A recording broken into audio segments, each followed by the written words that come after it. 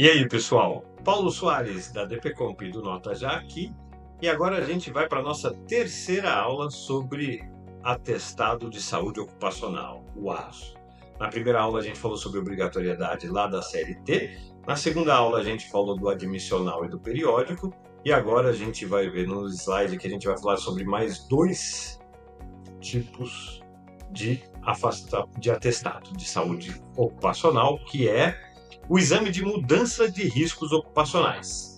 Este exame é obrigatório sempre que um empregado passe a exercer outra função na empresa que ofereça um nível de exposição a riscos diferentes ao que ele está trabalhando até então, mesmo que ele tenha feito um exame recentemente. Esse aqui é bem tranquilo, tá? Então é assim, você está trabalhando na empresa e você tem lá um nível de risco. Vamos usar um exemplo que o nível de risco é 1, nível de risco nenhum. Aí eu vou passar a exercer outra função na empresa e essa outra função tem um nível de risco maior. O que eu preciso fazer?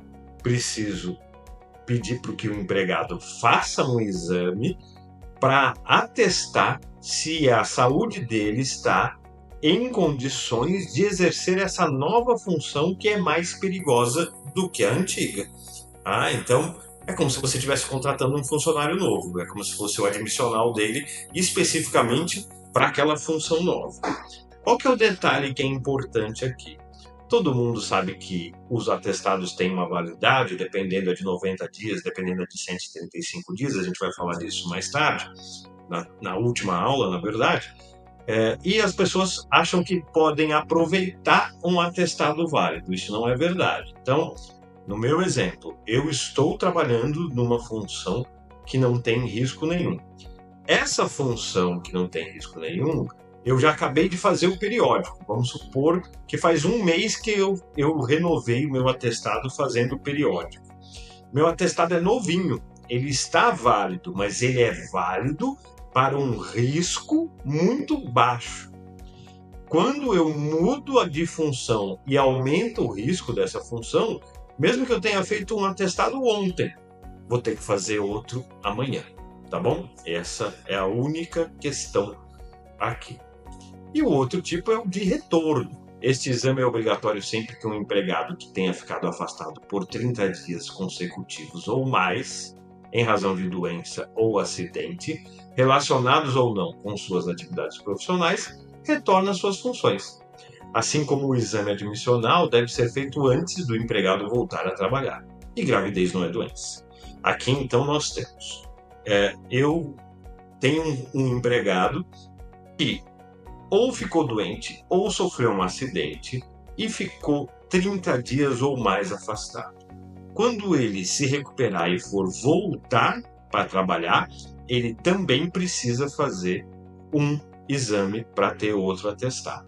Tá? Então não interessa se o atestado dele estava válido, porque ele teve o acidente e a doença. Então ele vai ter que fazer outro exame para saber se ele ficou bom do acidente e da doença. Outro detalhe, não importa se esse acidente ou essa doença ele contraiu trabalhando ou não, se está relacionado com o trabalho ou não, tanto faz. Isso aqui, para essa regra do exame de retorno, isso não faz nenhuma diferença. É óbvio que do mesmo jeito que eu falei lá do admissional, você só pode deixar ele voltar a trabalhar depois que tiver com o atestado na mão, porque senão envolve as mesmas responsabilidades. Ele entra, tem um piripaque na sua empresa e você não está com atestado de retorno, vai ser um problemão para você, tá? E a outra questão é que até 2022, a grávida que tinha tido nenê e voltando da licença maternidade precisava fazer esse exame de retorno. Mas como gravidez não é doença, isso foi excluído e agora não é mais necessário. Então, se você gostou dessa aula, dá um like, curte aí pra gente. Segue a DPComp aqui no YouTube e não se esqueça, DPComp, especialista em sistemas desde 1981.